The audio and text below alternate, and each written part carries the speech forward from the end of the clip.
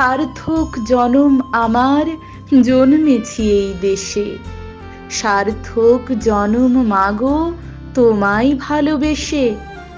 জানি নে তোর ধন রতন আছে কিনা রানীর মতন, শুধু জানি আমার অঙ্গ জুড়াই তোমার ছায়ায় এসে। কোন বনেতে জানি নে ফুল গন্ধে এমন করে আকুল, কোন গগনে ওঠে রে চাঁদ এমন হাসি হেসে।